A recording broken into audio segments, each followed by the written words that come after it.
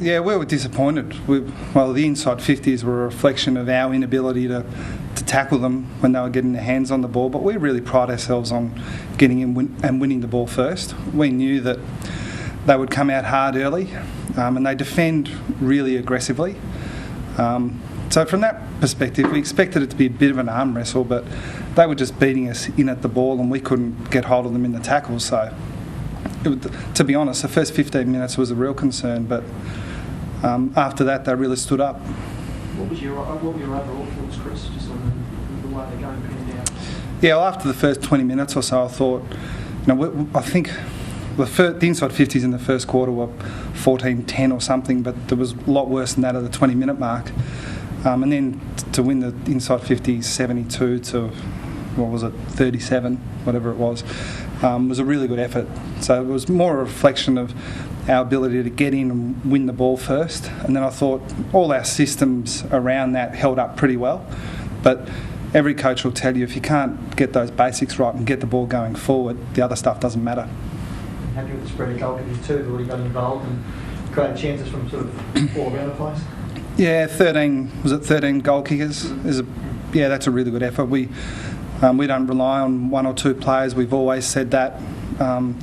We had some players playing different roles. Menzel was able to kick 3 last week and went back, and we thought he was pretty solid as a defender. We know that he can do that, but we need to see him do it at AFL level as well. Cam Mooney went back and did a job for us, helped out in the ruck a little bit as well. So there are some positive signs. We've got some areas to improve in, but the spreading of the load's the most positive thing at the moment. What was the thinking of sending Mooney back?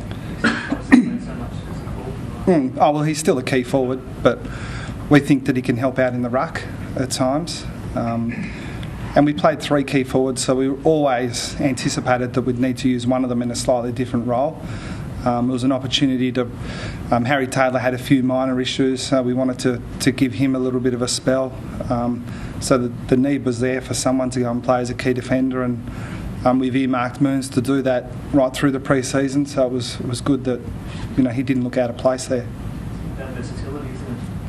Oh, that's what we're working on. That versatility's been there long before I arrived at Geelong, but we're pretty keen to try to exploit that as much as possible, and it presents a new challenge to a few players as well. Cameron Ling was forward for a little bit. We thought he was very good in the midfield again, but he showed us that he can add something as a forward as well. There's a freshman player up like Cameron Ling, who hasn't played that keyboard role for a few years now, to actually be able to do something a little bit different and see the game from a different perspective. Yeah, I think so. But it's not the only reason we do it. Yeah, it gives them a little bit of a different perspective. It might freshen them up a little bit. But to beat the best sides, we need, and it's not just the 22 either, we need a big group of contributors. So to think that the same 4 or 5 midfielders are going to get the job done week in, week out is a little bit naive. But we're fortunate. We're not trying to put players in situations that they can't handle. Everyone that we put in those sort of environments have the capabilities to perform. Lingy showed that as a forward. Menzel showed that as a defender. Mitch Duncan showed it as a midfielder. The signs are positive. How much have you learned about the group in the opening 3 rounds? Obviously, if you look at the results, things look like they're going pretty well. But yeah. Surprised you? Things you're doing better than you thought? Things you're not doing as well? No, it's a little bit hard to expect, but we're not kidding ourselves. We could easily have been 0-2.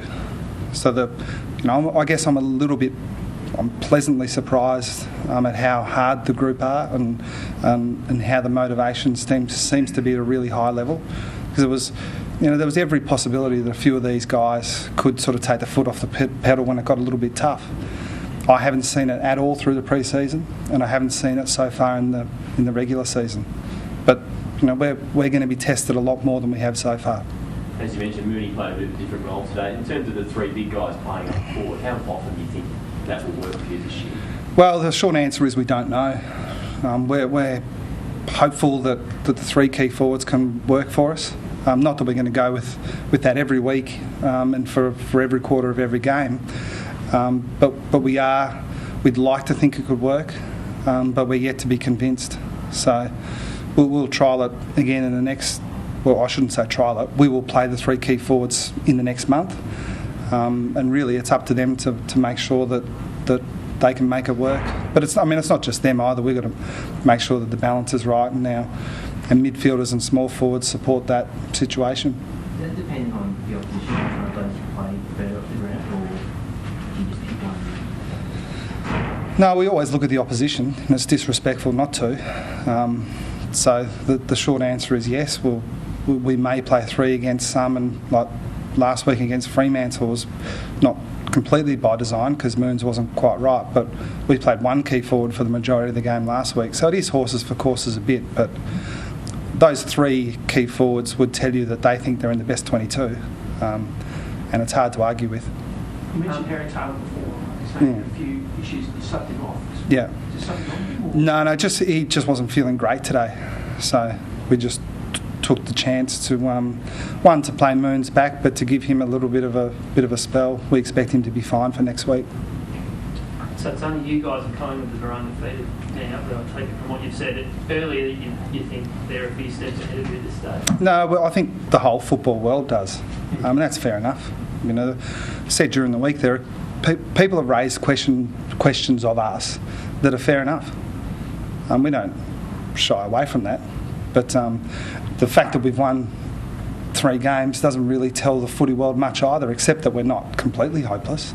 But we do have some testing times ahead. We play a very good side at the SCG next week, and we play a very good side at the MCG the week after in Hawthorn. So next fortnight will tell everyone a bit, but I wouldn't have thought until we're at least halfway, 3/4 of the way through the season that we'd know exactly who sits where in the competition. Joel Selwood said that it's never been much of a step back from, obviously had the week off, but you're very, very good today, and he clearly, he's lost none of his courage, he's back on the ball. Now, what did you expect from him? And I think everyone's a little bit the same there. He just keeps doing it. If he had played the week before, and there was a strong argument to say he could have played, he would have played exactly the same way. We can sit here and admire him, but I think in reality, all he did was what everyone expected. Any injuries for you? No, none. I should know. There are no major ones anyway. A few boys might be a little bit sore, but nothing that's going to impact on next week.